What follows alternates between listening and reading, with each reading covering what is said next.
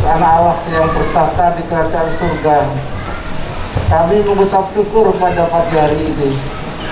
Kami keluarga dari kedua calon mempelai mengucap syukur karena dapat berkumpul bersama di tempat ini. Dan ini semua karena kasih dan anugerah-Mu. Tuhan, saat ini kedua calon mempelai akan melangsungkan pernikahan untuk memohon kepadamu pemberkatan pernikahan bagi Ronaldo dan Lisa.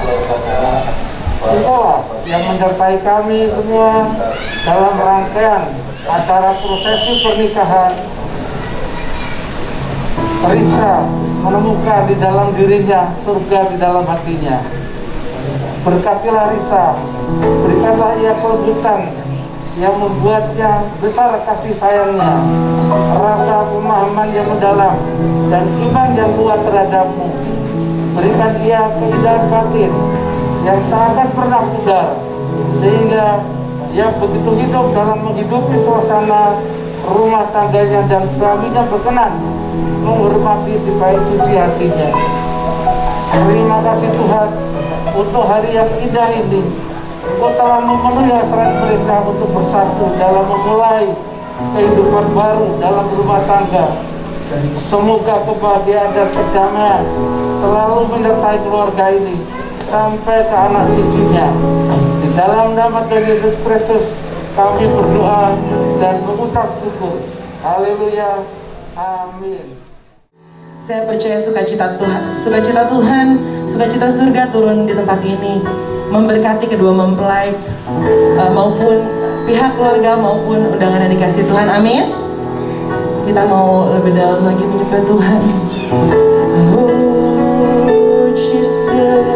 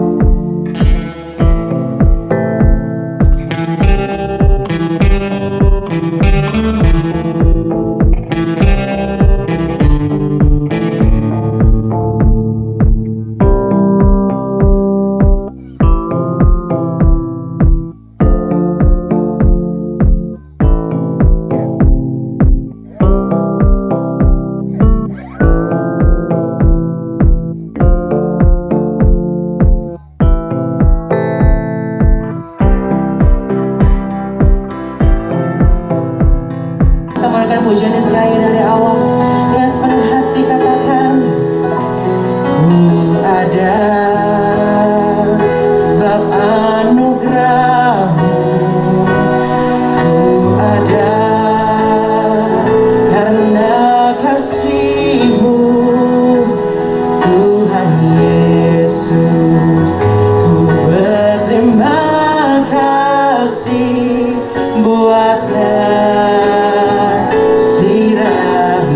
katakan terima kasih, terima kasih Yesus, oh Yesus, terima kasih karena anugerah-Mu buat hidupku sekarang. Ku kan memuji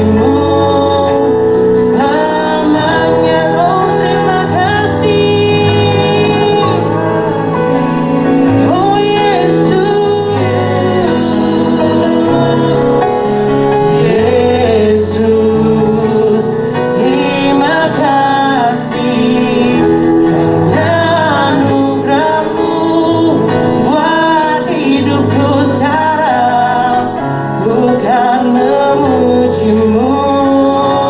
Selamat katakan thank you Jesus, thank you Jesus, oh Jesus, oh Jesus, thank you Jesus. It's only by your grace that I could live today.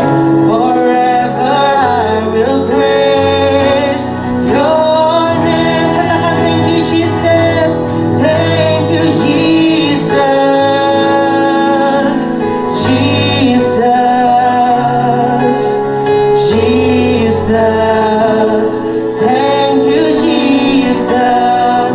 It's only by your grace that I could live today. Forever I will praise your name. Thank you Jesus. Bagi hambanya saya persilakan untuk menyampaikan firman Tuhan. Jesus, thank you Jesus. It's only by your grace that I could live today. Forever I will praise your name.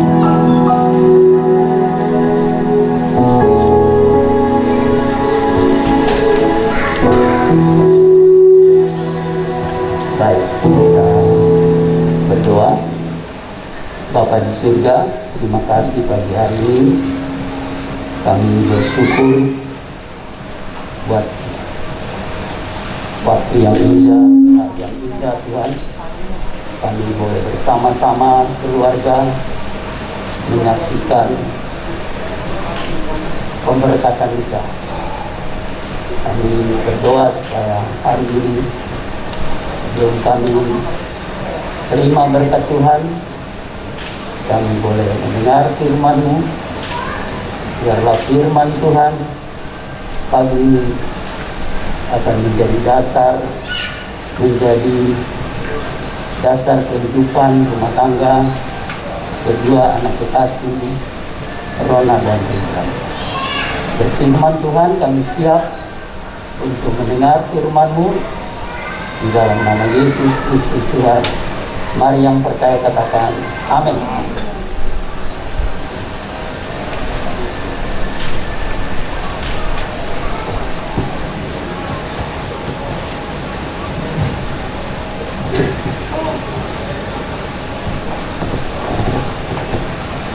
Baik, selamat pagi Bapak Ibu.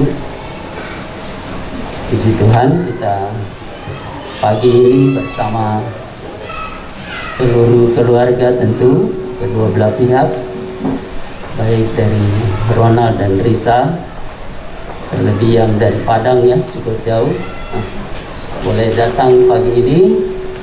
Kita tentu bersama-sama berdoa supaya kedua anak kekasih ini, Ronald dan Risa, mereka boleh menjadi rumah tangga yang baik ya, sesuai dengan rencana Tuhan.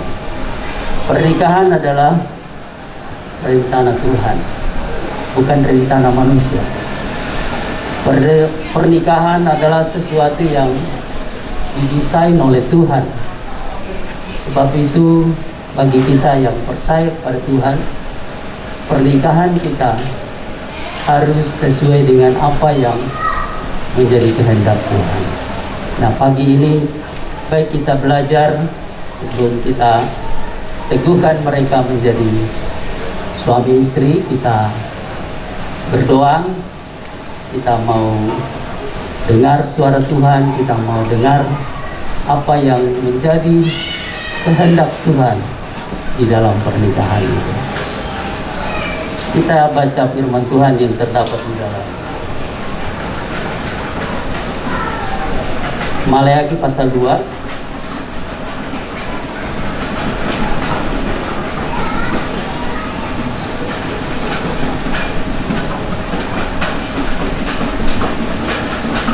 ayat 14 dan sampai 16. Saya bacakan buat kita semua.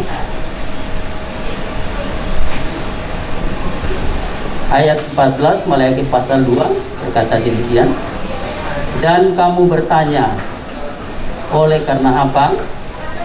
Oleh sebab Tuhan telah menjadi saksi antara engkau dan istri masa mudamu, yang kepadanya engkau telah tidak setia, padahal dialah teman sekutumu dan istri perseperjanjianmu.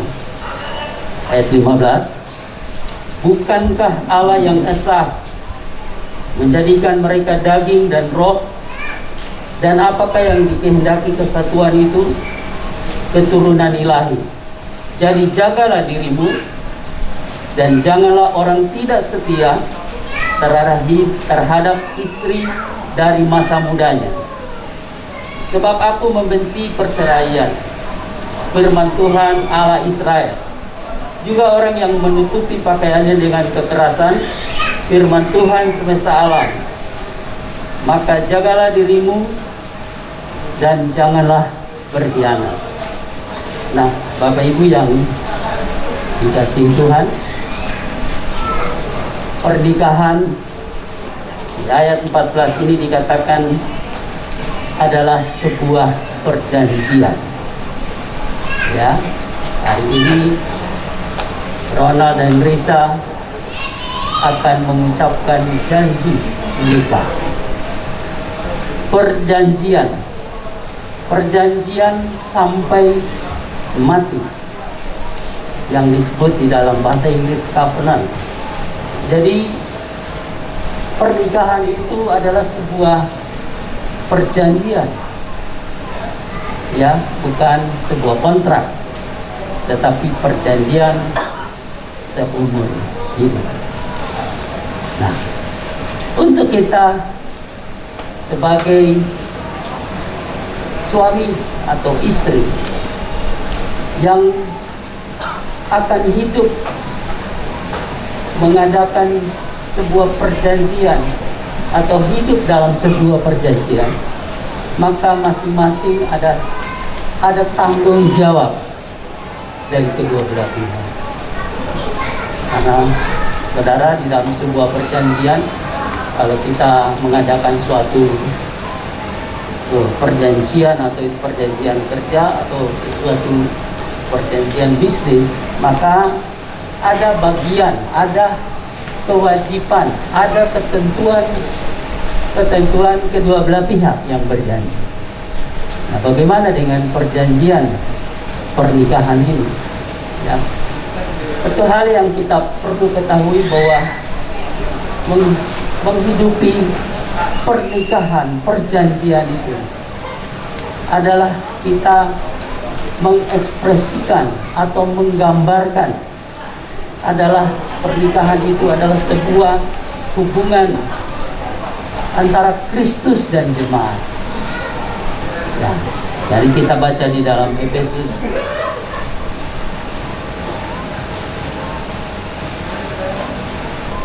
pasal 5.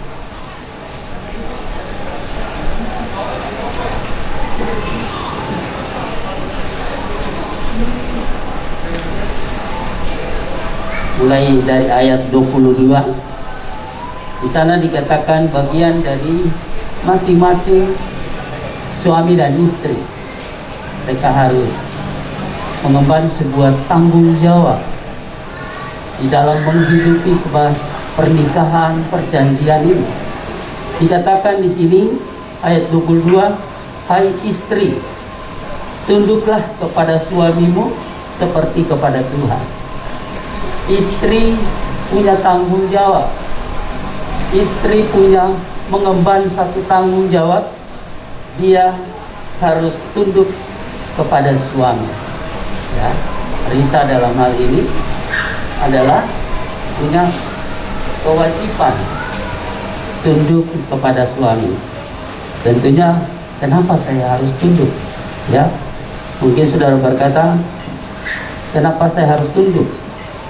Dikatakan di ayat 23, karena suami adalah kepala istri, sama seperti Kristus adalah kepala jemaat. Dialah yang menyelamatkan tubuh. Jadi Risa tunduk kepada Ronald sebagai suami karena seperti kepada Kristus, ya. Jemaat tunduk kepada Kristus seperti jemaat tunduk kepada Kristus. Ini tanggung jawab Risa, ya. Tunduk, respect, hormat kepada suami. Dikatakan selanjutnya, karena itu sebagaimana jemaat tunduk kepada Kristus, demikian jugalah istri kepada suami dalam segala sesuatu. Jadi tunduk dalam segala sesuatu, ya, itu mutlak. Tunduk, respect kepada suami, karena dia adalah seperti menggambarkan suami itu adalah Kristus terhadap jemaat. Ibu-ibu yang ada di tempat ini, kita juga tentu masih harus mengemban tugas ini sebagai istri, tunduk pada suami, bukan tanduk, ya. Hati-hati, ada banyak istri-istri bukan tunduk tapi menanduk, ya, menanduk suami. Kenapa kita harus tunduk? Apakah kita tidak tidak bebas untuk hidup? Kenapa harus istri tunduk? Ya, dikatakan tadi seperti jemaat tunduk kepada Kristus, ya, bukan sewenang-wenang nih suami. Wah, nanti suami merasa, wah, kamu harus tunduk, kata firman Tuhan, sehingga suami akan berlaku arogan, ya. Tidak, nanti ada bagian tanggung jawab pria. Nah, kita bicara tentang tanggung jawab seorang istri, bahwa dia harus tunduk kepada suami dalam segala hal, dalam segala hal dalam kehidupan ini, ya. Jadi Risa siap tunduk kepada Ronald sebagai suami, ya, dalam segala hal, ya, bukan sebagian tapi dalam segala hal. Nah, itulah satu tanggung jawab ketika kita sebagai suami istri dalam tugas untuk mengemban tanggung jawab, ya, dalam pernikahan yang disebut perjanjian itu, bahwa istri harus tunduk kepada suami. Nah, bagian suami sekarang, ya. Hai suami, kasihilah istrimu sebagaimana Kristus telah mengasihi jemaat dan telah menyerahkan dirinya baginya. Kristus menyerahkan dirinya, mati di kayu salib. Dia mati untuk saudara dan saya sebagai jemaat Tuhan. Nah, demi dia mengasihi kita dengan tanpa syarat, ya. Tuhan mengasihi saudara dan saya tanpa syarat. Bahkan dia menyerahkan dirinya mati untuk saudara dan saya. Demikian dikatakan suami harus mengasihi istrinya, ya, bahkan harus siap mati untuk istrinya. Bagaimana suami-suami siap mati untuk istri, menyerahkan hidupmu untuk istrimu seperti Kristus, ya, menyerahkan hidupnya untuk saudara dan saya. Demikian suami harus siap mengasihi istrinya tanpa syarat. Banyak suami-suami mengasihi istrinya ketika masih cantik, masih bodinya bagus, ya. Ketika sudah turun mesin, kasihnya berkurang, ya. Nah, ini namanya kasih yang pakai syarat. Atau mungkin ketika istrinya baik, istrinya menyenangkan hatinya baru mengasihi istrinya. Tidak. Kristus menerima kita apa adanya. Kristus mati ketika kita masih berdosa, ketika kita tidak mengasihi Tuhan, tapi Tuhan mengasihi kita. Demikian suami, ya, harus dikatakan mengasihi istrinya, ya, bahkan menyerahkan dirinya baginya, ya, siap mati untuk istrinya, ya. Apa tujuan daripada pernikahan itu? Adalah kekudusan, ya. Saudara dan saya dipanggil oleh Tuhan, dipilih oleh Tuhan, yaitu maksud untuk melakukan kekudusan. Demikian pernikahan ada tujuannya, supaya pernikahan kita dipanggil untuk melakukan hal-hal yang kudus, bukan hal-hal yang cemar. Nah, bagaimana dengan pernikahan kita? Kita semua yang hadir hari ini, apakah kita melakukan hal-hal yang kudus dalam pernikahan kita?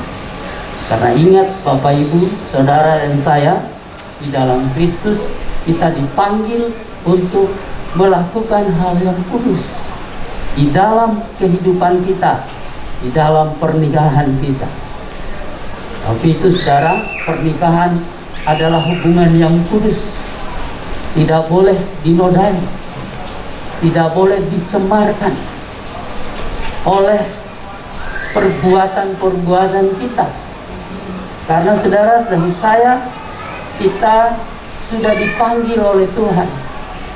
Tuhan sudah merancangkan hal yang kita perbuat dalam pernikahan itu adalah hal yang kudus. Makanya saudara, dikatakan terang tidak bisa bergabung dengan gelap. Terang tidak bisa bersatu dengan kegelapan. Ya. Dalam mempersiapkan pernikahan, mereka bersama dengan saya selama 3 bulan, bahkan mundur, ya, dari rencana bulan Agustus sampai akhirnya sampai hari ini baru terlaksana.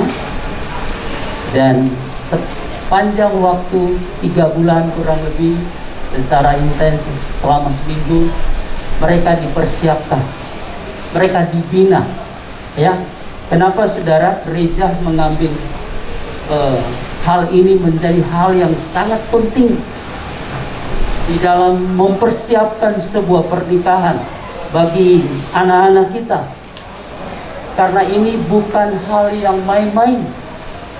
Pernikahan adalah sesuatu yang kudus, sesuatu yang tidak boleh dicemari oleh perbuatan kita yang tidak kudus. Kenapa banyak pernikahan gagal di tengah jalan?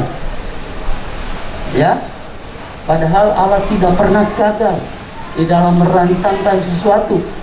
Kenapa? Karena kita tidak dipersiapkan dengan baik sebelum kita menikah. Tapi itu gereja kami sangat concern dengan mempersiapkan pernikahan, ya, supaya mereka masuk di dalam pernikahan ini, mereka sungguh-sungguh menjadi pasangan atau sebuah pernikahan yang mengekspresikan hubungan Kristus dengan jemaat adalah hubungan yang kudus, ya, tidak serampangan. Banyak saya lihat, ya, saya melihat, menyaksikan banyak gereja, pokoknya yang penting sudah dibaptis, langsung dinikahkan, ya, langsung kapanpun langsung dinikahkan. Di tempat kami tidak. Saya katakan tidak, karena kami harus mempersiapkan minimal 3 bulan sampai 7 bulan. Mereka akan dibimbing, mereka akan diberi pengertian, dipersiapkan supaya ketika mereka masuk dalam pernikahan, mereka mengerti apa itu pernikahan, mereka mengerti apa tujuan pernikahan itu sendiri, sehingga ketika mereka masuk dalam pernikahan itu, mereka sudah mengerti, mereka sudah siap, mereka sudah tahu apa yang mereka hadapi ketika mereka menghadapi banyak persoalan dalam pernikahan itu. Nah, Bapak Ibu, jadi pernikahan adalah sebuah hubungan yang kudus. Maksud Allah supaya pernikahan ini kita dipanggil untuk melakukan ini dengan maksud untuk melakukan hal yang kudus. Ayat 27 katakan, supaya dengan demikian ia menempatkan jemaat di hadapan dirinya dengan cemerlang tanpa cacat atau kerut atau serupa itu, tetapi supaya jemaat kudus dan tidak bercelah. Seperti tadi saya katakan, banyak pernikahan akhirnya ternodai, banyak pernikahan yang gagal di tengah jalan, ya, karena pernikahan tidak ditekankan sungguh-sungguh bahwa itu adalah sebuah perjanjian, sesuatu yang menggambarkan hubungan Kristus dengan jemaat. Itu tidak main-main, itu adalah hubungan yang kudus, hubungan kasih tanpa syarat, mengasihi tanpa syarat. Apapun yang terjadi, baik nanti dalam janji nikah kaya dan miskin, mereka tetap harus setia kepada perjanjian itu, karena Allah bermaksud dari pernikahan ini supaya ada kekudusan di dalam, tidak bercelah, mempersiapkan pernikahan ini sebagai kesaksian, sebagai gambaran bahwa demikianlah Kristus mengasihi jemaat, demikianlah suami dan istri akan saling mengasihi. Suami mengasihi istrinya, istrinya menghormati suaminya, supaya terlihat bahwa itulah Kristus dan jemaat, itulah hubungan yang kudus yang tidak boleh dipermainkan oleh siapapun. Baik saudara, kita semua yang hadir di tempat ini, kita yang sudah menikah mungkin 10 tahun, mungkin sudah lebih dari itu, tapi hari ini mari kita kembali melihat lewat pernikahan ini, kita bisa dengar kembali, kita bisa melihat pernikahan kita, apakah sungguh-sungguh kita melakukan pernikahan ini, kita mengemban tanggung jawab tadi, kita menjaga kekudusan, dan kita tidak mencemarkan pernikahan kita. Nah, demikian juga suami harus mengasihi istrinya sama seperti tubuhnya sendiri. Siapa yang mengasihi istrinya mengasihi dirinya sendiri. Mereka sudah menjadi satu. Suami mengasihi istrinya seperti mengasihi tubuhnya sendiri. Kalau tubuh sendiri apakah mau disakiti? Tentu tidak, ya. Ronald mengasihi Risa karena Risa adalah bagian dari tubuhnya. Mereka telah menjadi satu, ya. Dalam firman Tuhan dikatakanlah, maka laki-laki meninggalkan orang tuanya, bersatu dengan istrinya. Mereka sudah menjadi satu daging.